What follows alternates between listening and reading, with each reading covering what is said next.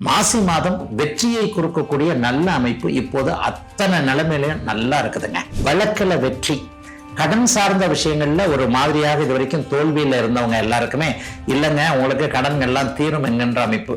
11ஆம் இடம் கொஞ்சம் லாபம் என்கின்ற ஒரு தன்மையும் குறிக்கும். லாபம் யாருக்குங்க வரும்? தொழில் முனைவோர்கள், வியாபார பெருமக்கள், விவசாய பெருமக்கள், மேஷராசிக்கார மாணவர்கள் எல்லாருக்குமே நல்ல காலேஜ் கிடைக்கும், சூப்பர் காலேஜ் கிடைக்கும், நல்ல மார்க் எடுப்பீங்க. உலகம் முழுக்க பரவி இருக்கும் ரெட்ரோ ஆன்மீகம் நேயர்கள் அனைவருக்கும் இனிய நல்வாழ்த்துக்கள். எல்லோரும் நன்றாக இருப்பீர்கள். இதோ மாசி மாதம் பிறக்க போகிறது. தை பிறந்தால் வழி பிறக்கும்னு சொன்னாங்க. தை மாசம் ஏதோ கொஞ்சம் வழி பிறந்த மாதிரி தான் இருக்குது. ஆனா வழி பிறந்துருச்சா வழி பிறக்கலையான்றதை கூட அப்படி ஒன்றும் பெருசா தெரியல. சரி, தை மாதம் இப்படி நகர்ந்து இருக்கின்ற நிலைமையில இந்த மாசி மாதம் ஏதாவது ஒரு மிக முக்கியத்தை செய்யுமா அப்படின்ற எண்ணங்கள் 12 ராசிக்காரர்களுக்கும், குறிப்பா மேஷம் முதல் மீனம் வரையிலான 12 ராசிக்காரர்களுக்கும் கண்டிப்பாக இருக்கும். தை மாதத்துல, இந்த மாசி மாதத்துல, கடந்து விட்ட மாதத்தை பற்றி நம்ம பேச வேண்டாம். இப்போது வரப்போகின்ற இந்த மாசி மாதத்துல ஏதாவது சிறப்பான அமைப்புகள் கிரகங்கள்ல இருக்கா அப்படின்னு பாத்தீங்கன்னா, என்ன, சூரியன் எப்பவுமே தன்னுடைய வீட்டை தானே பார்க்கக்கூடிய ஒரு அமைப்புல இருப்பார். இதுல என்ன ஒண்ணு, சூரியன், புதன், சுக்கிரன், ராகு, செவ்வாய்னு ஒரு 4-5 கிரகங்கள் மாசி மாசத்துல ஒன்னா கூடும். அதை பார்த்தே நிறைய பேர் ஐயோ எனக்கு இப்படி நடக்குமா அப்படி நடக்குமா, ஒருவேளை கெடுதல்கள் நடந்துருமோ, என்னுடைய ராசிநாதன் கெட்டு போறாரு. ஏன்னா கிட்டத்தட்ட ஒரு 4 கிரகங்கள் ராகுவோட சேர்ந்து கெடுது. செவ்வாய், மேஷராசி விருச்சிக ராசிக்கு அதிபதியான செவ்வாய், அதற்கப்புறம் சுக்கிரன் ரிஷபத்திற்கும் துலாத்திற்கும் அதிபதியான அமைப்பு, மிதுனம் கன்னிக்கு அதிபதியான புதன், அவரும் அப்படியே ராகுவோட சேர்ந்து கெடுறாரு. ராசிக்கு அந்த மாசம் முழுவதும் அங்கே அதே வீட்டில் இருக்கக்கூடிய சூரியனும் ராகு கூட சேர்றாரு. அப்ப 4 கிரகங்கள் ராகுவோடு சேர்ந்து 5 கிரகங்களாக கூட்டு முயற்சியாக மாதத்துல ஒரு தடவையோ 2 தடவையோ சந்திரனும் சேர்ந்துட்டு போவார். அப்ப இவ்வளவு பெரிய கூட்டு சேர்க்கை நடக்கும் பொழுது ஏதாவது எனக்கு ஒரு கெடுதல்கள் நடக்குமா அப்படின்ற ஒரு எண்ணங்கள் ஜோதிடம் அறிந்தவர்கள், ஆர்வலர்களுக்கு கண்டிப்பா இருக்குங்க. 5 கிரக கூட்டு சேர்க்கைன்னு வேணா எடுத்துக்கோங்க, 6 கிரக கூட்டு சேர்க்கைன்னு வேணா எடுத்துக்கோங்க. ஆனா என்ன ஒண்ணு, யாராவது ஒருவருக்கு இந்த பயம் இருக்குது அப்படின்னு பாத்தீங்கன்னா மிக முக்கியமாக அந்த பயத்தை தூக்கி அப்படியே தள்ளி வைங்க. ஏன்னா இத்தனை கிரகங்கள் ஒன்றாக இணைந்தாலும் கூட 4 கிரகங்கள் ராகுவோடு சேர்ந்து கிரகண தோஷம் என்கின்ற அமைப்பை அடைந்தாலும் கூட, இதுல பாத்தீங்கன்னா செவ்வாய், புதன், சுக்கிரன் 3 பேருக்குமே கிரகண தோஷமும் ஏற்படும், கூடவே அஸ்தங்க தோஷமும் ஏற்படும். அவ்வளவுத்துக்கும் நிவர்த்தி அந்த குரு என்ற ஒரு பெரிய மகா அசுர சுபகிரகத்துடைய பார்வை இருக்குதுங்க.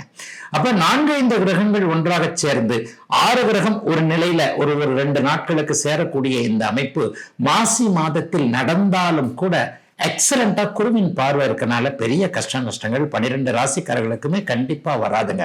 குரு பார்க்க கோடி நன்மை என்பதை இப்போதே நீங்கள் புரிந்து கொள்ளக்கூடிய தன்மைகள் கண்டிப்பாக இருக்கும்.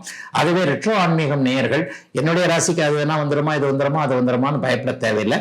உண்மையிலேயே எத்தனை கிரகங்கள் ஒன்றாக சேர்ந்து பாபத்துவமாக இருந்தாலும், ராகுவோடு சேர்ந்தாலும், அஸ்தமனம் பெற்றாலும், கிரகண தோஷத்தை படைந்தாலும், ஒரே ராசிக்குள்ளேயே அப்படியே இருந்தாலும் கூட குருவின் பார்வை என்ற மகத்தான ஒரு சுபத்துவம், மகத்தான ஒரு ஒளித்தன்மை அந்த கிரகங்கள் இழந்த பலத்தை திரும்ப பெறுகிறது என்பதால் பெரிய கஷ்ட நஷ்டங்கள் கண்டிப்பாக இந்த அமைப்புல இருக்காதுங்க.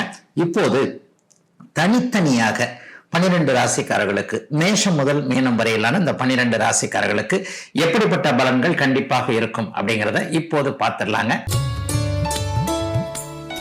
மேஷராசிக்காரர்களுக்கு இந்த ராசிநாதன் பாத்தீங்கன்னா செவ்வாய் 10, 11ஆம் இடங்கள்ல இருக்கிறார். முதல்ல மாசி மாத ஆரம்பத்திலேயே 10ஆம் இடத்துல இருப்பாரு. அதற்கு பிறகு 11ஆம் இடத்துல குருவின் பார்வையில் இருப்பார். குருவின் பார்வையிலையும் சுக்கிரனுடைய இணைவிலும் இருக்கிறார்.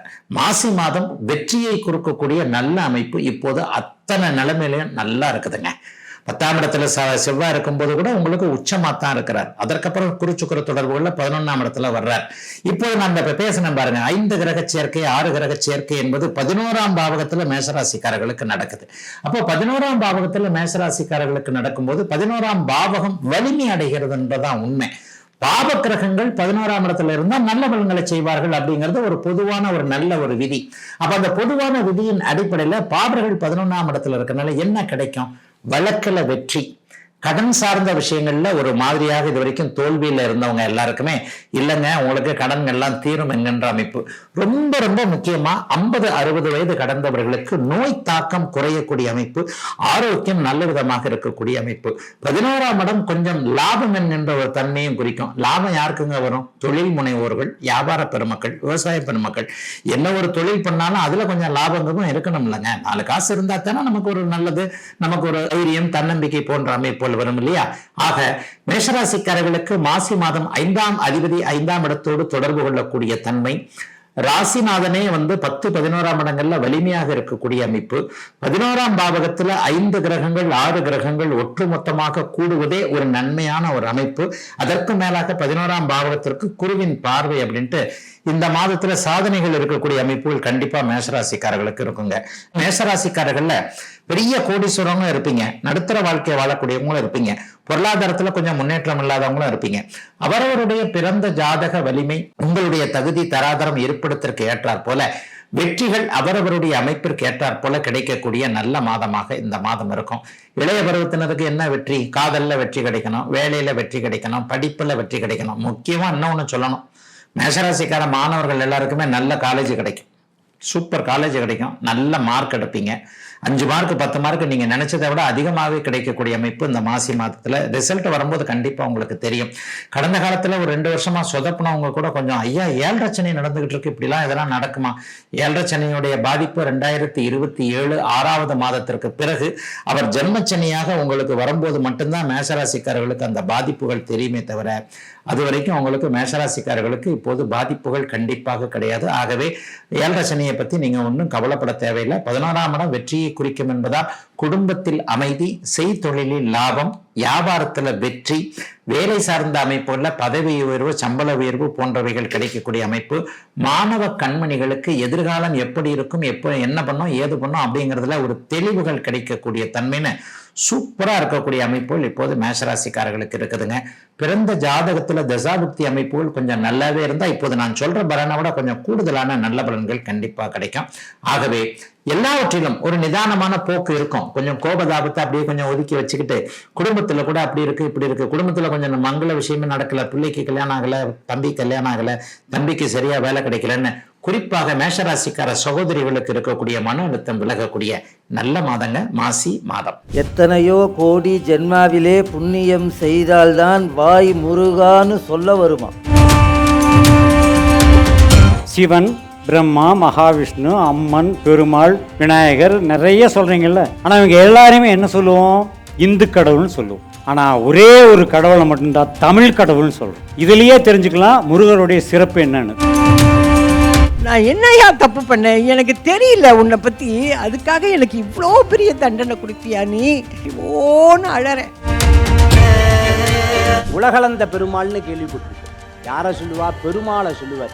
ஆனா முருகப்பெருமான் 2வது முகமாக பூமிக்கும் வானத்திற்கும் காட்சி கொடுக்கக்கூடிய முருகன் 2வது முகம் வாமதேவ முகம்னு பேரு. உங்களுக்கு ஒரு கஷ்டம் வந்துருச்சு, என்ன பண்ணுவீங்க? முருகன்னா சொல்லுவீங்க, ஐயோ முருகா என்னை எப்ப காப்பாத்துவ? எனக்கு யாசகம் போட்டுட்டு போனாங்க. நான் யாசகம் வாங்க போன இடத்துல உட்கார்ந்தேன்னு கூட எனக்கு தெரியாது. அதான் சொல்லுவாங்க, செவ்வாய் வெறுவாய் அல்ல, முருகனை நினைத்தால். முருகா என்ற ஒத்த சொல்லுக்கு, அந்த ஒத்த மந்திரத்திற்கு அங்க வருவாய் மட்டுமே இருக்கும். வரம்பில்லாத அருளை தருபவன் முருகன். அப்ப எதிரியான அந்த சூரபதுமனையே தன்னோடு வைத்துக் கொள்ளும் முருகப்பெருமான் நமக்கு எதை தர மாட்டான்?